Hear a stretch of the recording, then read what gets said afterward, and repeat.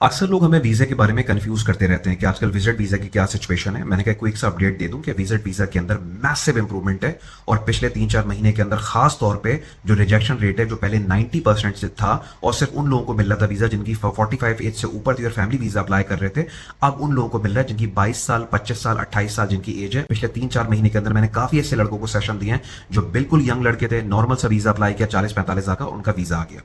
Visit visa के बाद हमें अक्सर ये भी बताया जाता है कि पाकिस्तानियों का एम्प्लॉयमेंट वीजा में काफी प्रॉब्लम चल रही है यूएई के अंदर। मैंने कहा थोड़ी सी क्लैरिटी दे दूं। अगर आपने ग्रेजुएशन की हुई है एटलीस्ट तो आप यहाँ पे स्किल्ड लेबर के अंदर आते हैं। अगर आपने ग्रेजुएशन नहीं की हुई तो आप अनस्किल्ड लेबर के अंदर आते हैं। अनस्किल्ड लेबर जो है उसके वीजा के अंदर मैसिव प्रॉब्लम चल रही है और वो वीजा यहाँ पे नहीं लग रहा, बहुत मुश्किल से लग रहा है, तकरीबन टोटली बैन है। लेकिन अगर आपने ग्रेजुएशन की हुई है, पोस्ट ग्रेजुएशन की हुई है, अगर आपके पास कोई प्रोफेशनल डिग्री है, क्योंकि पहली प्रोफेशनल डिग्री ग्रेजुएशन कहा जाता है, इंटरमीडिएट कोई प्रोफेशनल डिग्री नहीं होती है।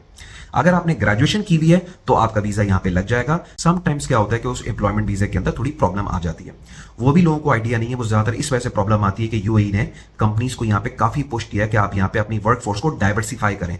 यहाँ पे क्या चल रहा था कि एक पाकिस्तानी है, उसने अपनी कंपनी खोली है और अपनी कंपनी में अगर उसके 20 लोग काम करते हैं तो सारे के सारे पाकिस्तानी, एक ही नेशनैलिटी कंपनी में भरी हुई है।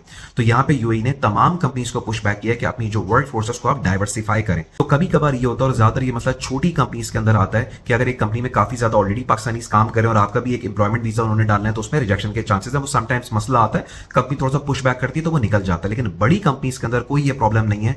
बड़ी कंपनीज के अंदर और मिड साइज कंपनी के अंदर कोई प्रॉब्लम नहीं है। अगर आपकी वहां पे जॉब होती है तो आपका एम्प्लॉयमेंट वीजा आने के चांसेस बहुत ज्यादा है। मैं इस पॉइंट को इसलिए क्लैरिफाई कर रहा हूं कि अक्सर लोग ये बात कर रहे हैं कि पाकिस्तानियों के एम्प्लॉयमेंट वीजाज भी बंद है, विजिट वीजाज भी बंद है। तो मैंने क्लैरिटी दे दूं, विजिट वीजाज में मैसिव इंप्रूवमेंट है, रिजेक्शन काफी नीचे चली गई है।